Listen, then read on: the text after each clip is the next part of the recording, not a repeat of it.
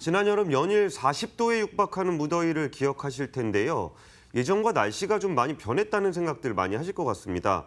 앞으로 오는 겨울에는 또 혹독한 한파가 몰아칠 거라는 전망이 있는데 많은 학자들은 이게 지구온난화의 여파라고 설명하고 있습니다. 지구온난화의 원인으로 지목되고 있는 거는 이산화탄소고 이제 배출을 줄여야 한다는 것이 전 세계적인 공감대를 형성하고 있습니다. 그리고 그 대안으로 친환경 에너지인 수소가 부각되고 있는데요. 석유가 아니라 수소가 움직이는 에너지 패러다임의 전환, 그 흐름 속에서 한국은 새로운 성장을 동력을 찾을 수 있을지 함께 이야기 나눠보겠습니다.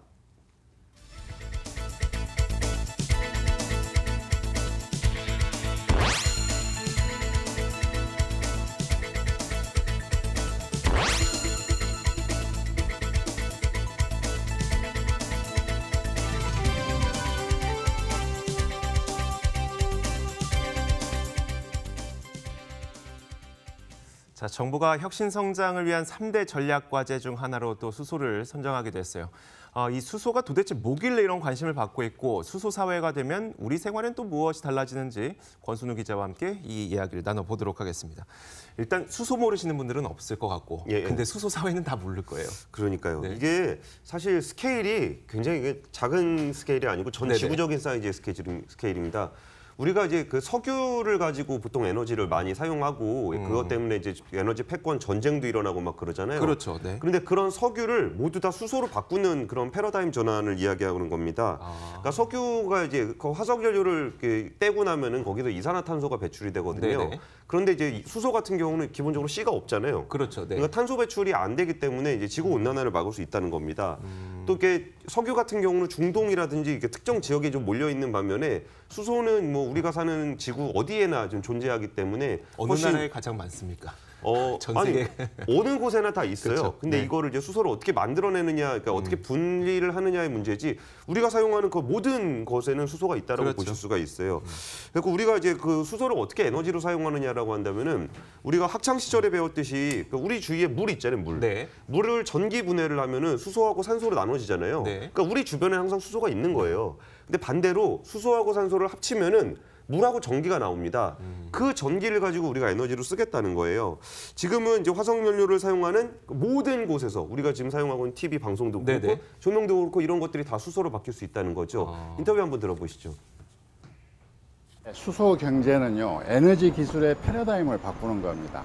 우리가 이제 화석 에너지를 쓰게 되면은 미세먼지, CO2 감축 문제, 온실가스 문제, 또 에너지의 고갈성, 여러 가지 이슈들이 있거든요. 그래서 요즘 추세는 어떻게 하면 화석 에너지의 비중을 줄이고 이렇게 그 지속 가능한 에너지 시스템으로 가느냐 하는 이제 그거거든요. 거기에 이제 수소가 있는 거죠. 그런데 이 수소라는 게 정권과 무슨 연관이 있는지는 모르겠지만 이번 정권 들어오기 전에는 물론 똑같이 화석 연료를 쓰지 말자는 취지는 있었지만 수소가 언급된 적은 없었거든요. 그러니까 이게 저는 그 정책적인 요인하고 기술적인 요인이 좀 맞물린 네네. 것 같은데요. 네. 우리나라가 처음 수소에 대해서 이야기를 시작했던 거는 그 2004년에 참여정부 때입니다. 노무현 정부 때는 그 수소 경제 마스터 플랜이라는 걸 만들어 가지고 2040년까지 수소 사회로 진입하는 계획을 추진을 해왔습니다. 그런데 이게 정권이 바뀌고 이명박 정부가 들어서면서 녹색 성장이라는 걸 강조를 하긴 했지만 원자력이나 이제 그 태양광이나 이런 거를 했지 수소는 완전히 소외가 돼가지고 최근 10년간 수소에 대한 논의가 아예 없었습니다. 최근에 이제 수소 논의가 활발해진 거는 사실 정책적인 차원도 있지만 그에 앞서서 수소를 가지고 실제로 이용할 수 있는 수소 전기차가 올해 2월에 나왔거든요. 그렇죠. 그러면서 이게 우리나라 정부에서도 이게 수소 산업이 단순히 먼 미래에 그냥 뭐 현실성 없는 문제가 아니라 수소차를 시작으로 한번 수소 경제를 한번 그 혁신 성장 과제로 삼을 수 있겠다라는 판단이 쓴 것 같습니다. 그래서 이번에 나온 그 수전기차 같은 경우에는 이전에는 좀 너무 비싸고 내구성도 떨어지고 그랬지만 이번에는 이제 가격도 어느 정도 일반인이 접근할 수 있는 정도 수준으로 진입 장벽이 좀 줄어들었다고 볼 수 있을 것 같습니다. 그게 기술적인 문제였었나 보네요. 근데 그게 없었을 때는 그러니까 이전 정부에서 10년 동안 요새 수소 충전소 만들어야 된다는 얘기 많이 하잖아요. 근데 오히려 최근 10년 동안 9개의 충전소가 문을 닫았습니다.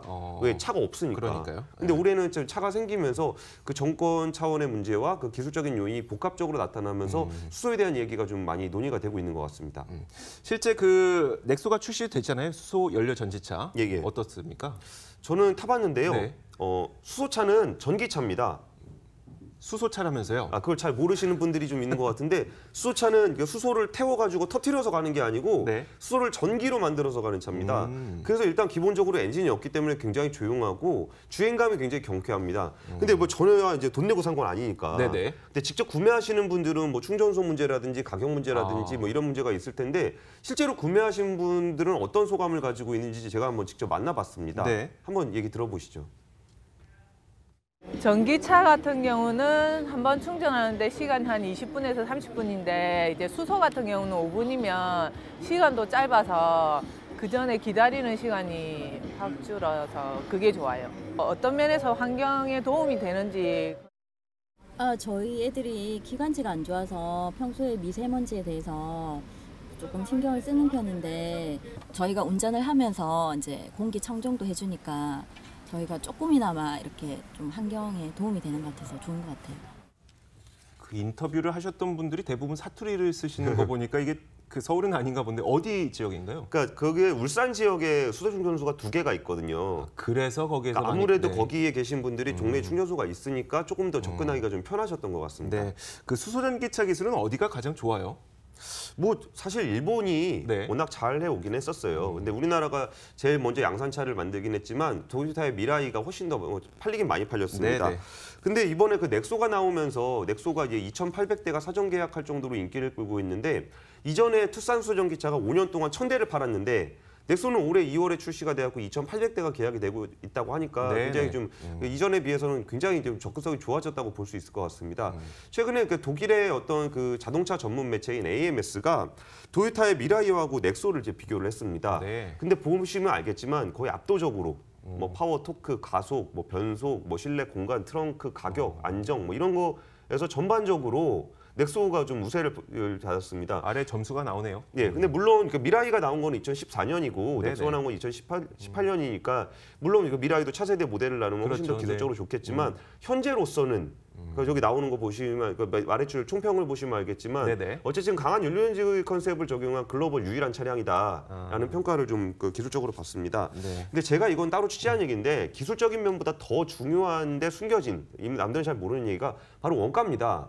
수소전기차의 가장 큰 문제는 너무 비싸다는 거예요. 네. 그리고 만드는데도 너무 많은 비용이 들어간다는데 넥소 같은 경우에는 지금 제가 최근에 들었던 얘기는 네. 손해는 안 볼 정도는 됐다. 파는 정도 가격만큼은 나온다는 얘기네요. 예, 그랬더니 도요타는 혼다 사람들이 깜짝 놀랐다는 거예요. 와, 그거 어떻게 그 원가를 그 돈으로 맞추냐. 그 기술을 예, 예. 그런 부분 좀 눈여겨볼 필요가 있는 것 같습니다.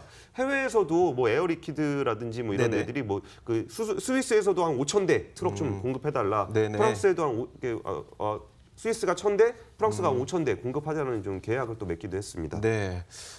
사실 수소차를 사고 싶어도 조금 전에 울산에서 많이 구매했던 건 충전소가 있기 때문에 구매한 거잖아요. 지금 충전소는 거의 없는 상태이기 때문에 아무래도 그 수소 연료 전지차를 사기 위해서는 이 충전 인프라를 먼저 구축하는 게 선행돼야 될 것 같습니다. 일단은 아직까지는 전국적으로도 몇 개 되지 않고 그리고 많이 세우고 있다고는 하지만 주로 연구 인력을 위해서 수소 충전소가 세워져 있는 경우가 또 대부분이기 때문에 이 충전 인프라는 또 어떻게 채워 나가야 될지도 많은 숙제가 될 것 같아요. 많이 들려오는 이야기를 들어보면은 이 주유소 하나 세우는 것보다 수소 충전소 하나 세우는 게 거의 20배 가량 비용이 많이 든다고 하니까 예. 비용 문제도 있을 것 같고 일단 아직까지는 그 사람들의 반감도 작용할 것 같고 어쨌든 결국은 수소 충전소 세우기는 어렵다는 거 아닌가요? 그러니까 충전소가 얼마나 없는지를 네네. 제가 지도로 한번 보여드리려고 보여주실 그려왔습니다. 수 있어요? 네. 그러니까 일단 그 남양연구소, 그러니까 네. 양재동에 현대차가 있잖아요. 네네. 거기에서 이제 충전을 못하면 네. 그 다음 충전소는 130km를 내려가는 충남 그 내포에 있습니다. 네네. 그리고 전국을 따져보면은 뭐 네. 9개가 있다고 하는데 전국 지자체 광역단체가 한 15군데 정도 되거든요. 네. 그중에 수소충전소가 있는 곳은 5곳밖에 안 됩니다. 그러니까 정말 없다는 거죠. 근데 네. 충전소 하나 만드는데 한 30억 원 정도가 들고 네. 그리고 사실 충전소를 만들어도 수소전기차가 별로 없기 때문에 적자가 좀 불가피합니다. 그렇겠네요. 그래서 이제 수소사회가 열리려면은 충전소가 필요한데 이게 당장의 적자가 불가피하기 때문에 그럼 이게 사회가 열리면 다양한 뭐 자동차라든지 가스 파는 회사라든지 충전소라든지 이런 데가 이익을 볼 수도 있잖아요. 네네. 그러니까 나중에 이익을 볼 수 있는 데들이 미리 돈을 내 가지고 한 2천억 정도를 모아서 SPC를 만들어 가지고 2022년까지 한 100기 정도를 그러니까 설치를 하기로 했습니다. 네네. 그 수소하면 다들 이미지가 굉장히 무서운 이미지가 있잖아요. 약간 폭발 이미지가 있죠. 예, 예. 네. 그리고 법규나 제도도 그렇게 돼 있는데요. 예를 들어 수소에서 이게 수소 충전소가 있으면 철도에선 30m 이내, 학교는 200m 이내, 아파트에서는 50m 이내에는 충전소를 설치할 수 없도록 돼 있습니다. 네, 네. 근데 이게 사실 그 되게 옛날 규제예요. 그러니까 수소 기술이 발전을 하면서 이렇게 안전에 대한 게 많이 좀 이렇게 정비가 됐기 때문에 제도 개선도 좀 필요해 보이고 이걸 다 인지하고 있어서 국회에서도 입법 작업이 진행되고 있습니다. 네네. 그 입법안 내신 국회의원 얘기 한번 들어보시죠. 그래서 한 1년 정도를 특별법을 만들기 위해서 준비를 했고 그 법안의 제목을 수소경제법으로 해서 발의하게 됐습니다. 이 법안을 통해서 수소사회로의 조기 이행 뭐 이런 것들을 보다 더 강력하게 실행할 수 있을 것으로 예상이 되고요.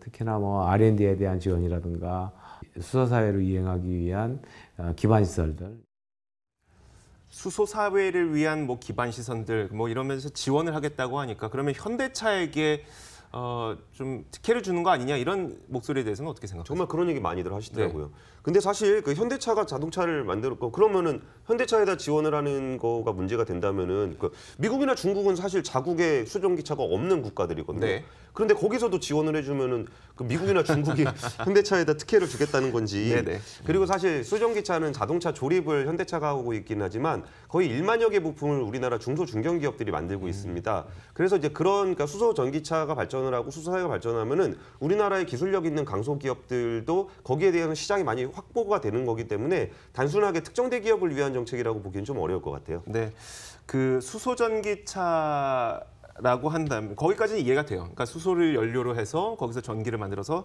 그 자동차를 이끌어 간다. 근데 수소 경제 사회는 뭐예요?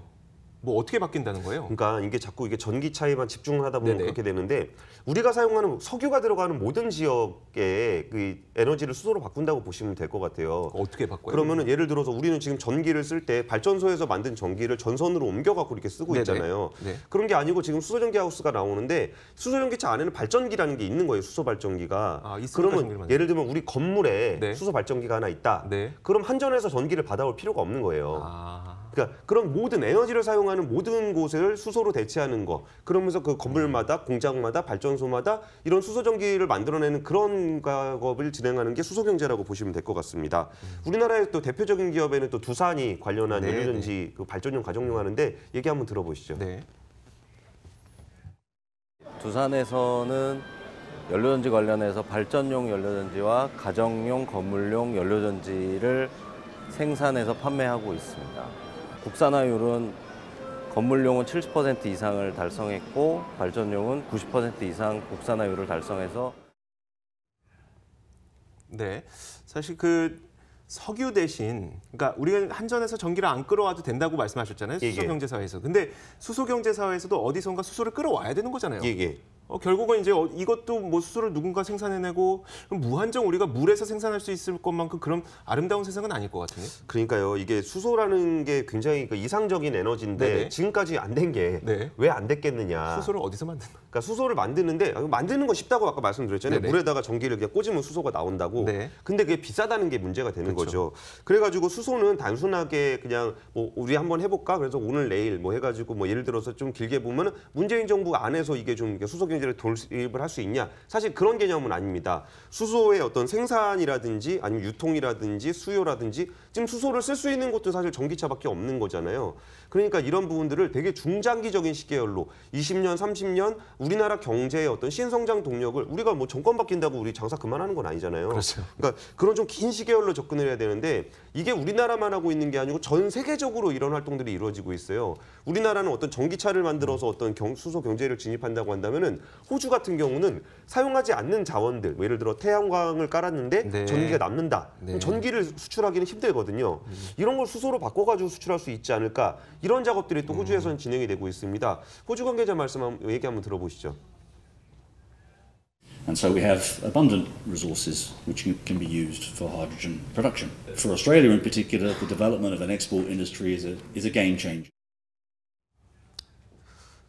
그리고 일본 같은 경우가 수소 경제에 굉장히 많이 발전했다는 얘기를 많이 하는데 네네. 이전에 뭐 동일본 지진 같은 거 나서 원자력도 큰 사고가 나고 섬나라다 보니까 어떤 에너지를 어디서 받을 수 있는 곳이 없다 보니까 일본은 더욱더 그 발전한 측면이 있습니다. 그리고 도요타 같은 자동차 회사는 수소 전기차를 또 하는 게 있고 2020년에 도쿄 올림픽을 할 때 그 일본에서는 선수용 차량들 있잖아요. 선수 네네. 차량. 네. 그런 걸 다 수소 버스로 한번 공급을 해보겠다. 그리고 선수촌을 지을 때 그 선수촌 빌딩 자체를 수소 에너지로 움직일 수 있는 빌딩을 만들겠다 하면서 어떤 수소 도시로 진입하는 작업들을 본격적으로 지금 진행을 하고 있습니다. 수소 사회는 이렇게 단기적으로 진행할 때만한 얘기는 아니에요. 우리나라에서도 예전에 했지만 10년 동안 또 안 했거든요. 네. 그런 부분들이 공백이 되게 아쉬운 부분들이 있어요. 그러니까 단기적으로 어떤 성과를 낸다는 걸 가지고 하는 것보다는 뭐 충전소라고 많이 짓는다고 좋은 건 아니고 체계적으로 일관성 있는 정책을 꾸준하게 하면서 그 방향성이 막 옳다면은 그거는 이제 수소 경제로 진입하는 가장 좋은 정책 방법이 될 것 같습니다. 수소로 우리가 쓰는 모든 에너지를 전환하는 사회까지 우리가 큰 그림을 한번 그려봤습니다.